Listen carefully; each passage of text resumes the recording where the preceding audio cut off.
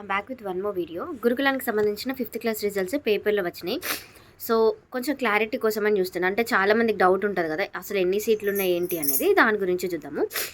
రాష్ట్రంలోని SC ST BC సాధారణ సంక్షేమ గురుకులాలలో 5th క్లాస్కి సంబంధించిన సీట్ల భర్తీ నిర్వహణలో గురువారం రిజల్ట్స్ డిక్లేర్ చేసిండ్రు. దీంట్లో మొత్తం 36,334 సీట్స్ని భర్తీ చేసేందుకు ఫలితాలు సీట్లు కేటాయింపు అయితే జారీ చేశారంట. కానీ మొత్తంగా 51,408 సీట్లు అయితే భర్తీకి నిర్వహించారు. ప్రవేశ పరీక్ష 84,000 మంది రాస్తే 51,000 చేంజ్ సీట్స్లలో మనకి ఓన్లీ 36,000 మాత్రమే ఇప్పుడు భర్తీ చేసిండ్రు. మిగిలిన సీట్లలో ఫలితాలలో భాగంగా ప్రత్యేక కేటగిరీలో ఆల్రెడీ 1,944 మందికి ఇప్పటికే సీట్లు కేటాయించారు.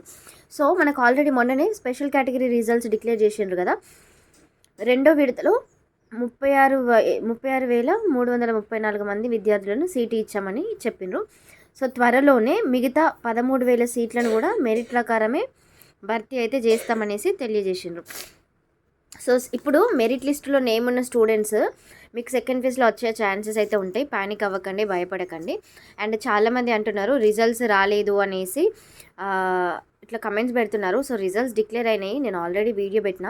లేదు అంటే లాస్ట్ పీడిఎఫ్ మళ్ళీ షేర్ చేశానని కూడా అంటున్నారు. లాస్ట్ పీడిఎఫ్ కాదండి, మీరు లాస్ట్ పీడిఎఫ్కి ఉన్న నిన్న రిలీజ్ అయిన మెరిట్ లిస్ట్కి డిఫరెన్స్ చూసుకుంటే లాస్ట్ దాంట్లో ఓన్లీ కేటగిరీ ర్యాంక్ ఎంత అనేది పెట్టిండ్రు. కానీ ఇప్పుడు ఏంటి, దాంట్లో మీరు ఏ స్కూల్లో సెలెక్ట్ అయినరు ఏంటి అనేది కూడా రిజల్ట్స్ డిక్లేర్ చేసిండ్రు. ఓకే, అంటే మీకు ఎక్కడ అలర్ట్ అయింది, ఆ డిస్టిక్ ఏంటి, ఆ స్కూల్లో మీరు ఎవరిని సంప్రదించవాలి, ఆ నెంబర్ కూడా అక్కడ మెన్షన్ చేశారు. సేమ్ ఇదే విధంగా మనకి April 4th అంటే ఇవాళ మేబీ 6th 7th 8th వాళ్ళ రిజల్ట్స్ కూడా వచ్చే అవకాశాలు అయితే ఉన్నాయి. ఇంకొక పీడిఎఫ్ రిలీజ్ చేస్తారు, దాంట్లోనే మీరు రిజల్ట్స్ చెక్ చేసుకోవాల్సి అయితే ఉంటుంది. అండ్ ఇంకొకటి చాలామందికి డౌట్ ఇంకొకటి ఏంటంటే, అసలు మా మార్క్స్ ఎన్ని వచ్చినాయి అనేది మేము ఎట్లా తెలుసుకోవాలి అనేది కూడా డౌట్ అనమాట. ఇది కూడా కరెక్టే, ఎందుకంటే ఇంతకు ముందుకైతే జస్ట్ వెబ్సైట్లో హాల్ టికెట్ నెంబర్ ఎంటర్ చేసిన వెంటనే మనకి రిజల్ట్స్ చెక్ చేసుకునే అవకాశం, మనకి ఎన్ని మార్కులు వచ్చినాయి ఏంటి అనేది ఉండేది. కానీ ఇప్పుడు అట్లా లేదు. మరి ఎందుకు దీన్ని ఇట్లా డిఫరెంట్గా చేశారనేది కూడా తెలియదు. ఎందుకంటే ఎగ్జామ్ రాసిన స్టూడెంట్స్కి అసలు మనం ఎక్కడ దాకా ఉన్నాము, బార్డర్ పాస్ అయినామా, మన మినిమం మార్క్స్ వచ్చినాయా లేదన్నదన్నా తెలవాలి.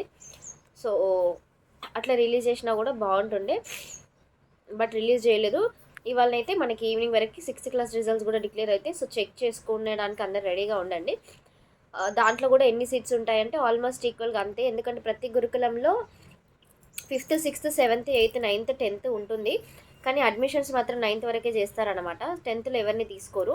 సో అందుకోసం అనేసి మ్యాక్సిమం ఇన్నే సీట్లు ఉంటాయి. చూడాలి ఇంకెంతమందిని భర్తీ చేస్తారు ఏంటి అనేది. మనకి సైనిక్ స్కూల్ రిక్రూట్మెంట్కి మాత్రం కొంచెం మార్క్స్ ఎక్కువ రావాలి, ఎందుకంటే అదొక్కటి CBSE స్కూల్ కాబట్టి.